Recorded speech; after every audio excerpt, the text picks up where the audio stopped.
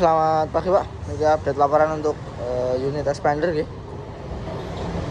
Pekerjaan paket mobil sehat, include-nya engine tune up, servis rem 4 roda, dual check up dan juga baterai tester gitu. Nah ini untuk dual check up-nya saya sebutkan gitu, mulai dari atas. Untuk kondisi wiper tadi masih bagus, lampu-lampunya masih oke semua Pak, lampu kota, lampu utama, lampu sen, lampu hazard tuh semuanya itu nyala, termasuk DRL-nya juga masih aktif, masih normal.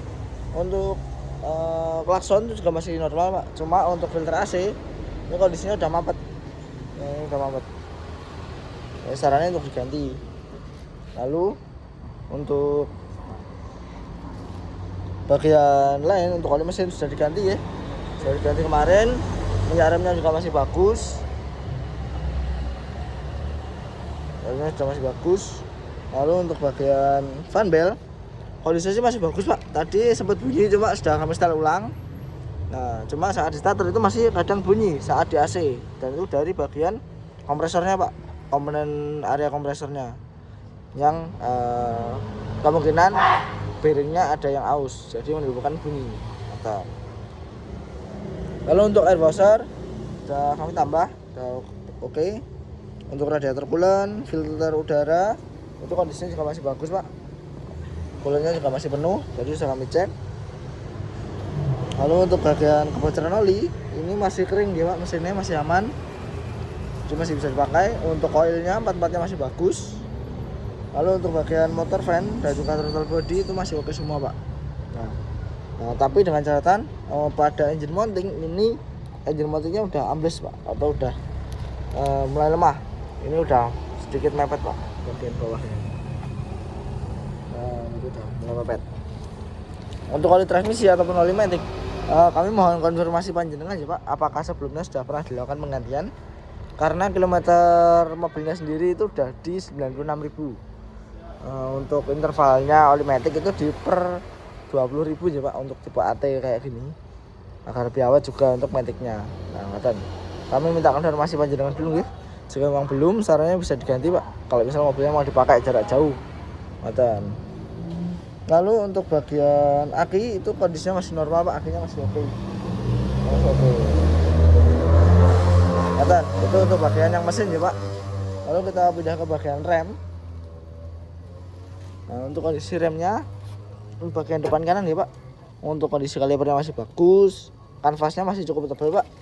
Disc brake-nya ini memang sedikit bergelombang, cuma masih berani ya Pak, ini belum terlalu parah untuk gelombangnya. Pen-pennya juga masih nggak macet. Untuk bagian kaki juga, untuk yang bagian kaki sendiri itu ada yang ngeblak Pak saat dicek, yaitu bagian T-rod ini, sama juga untuk bagian stabil. Ini udah mulai oblak ya Pak. Nanti efeknya di faktor kenyamanan. Jadi di jalan yang kurang rata itu biasanya bunyi kotak-kotak Pak. Mantap. Untuk bagian lain kayak shock breaker, support itu masih oke semua Pak. Sistem pengereman juga masih optimal. Kita pindah ke bagian belakang kanan sih. Untuk kondisi belakang kanan ini masih bagus semua Pak. Untuk silinder aman, nggak macet. Untuk tromol, nah ini tromolnya sudah mulai ngantong nih, dan juga bergelombang. Jadi mungkin nextnya bisa dibubut sekalian diganti kampasnya ya Pak.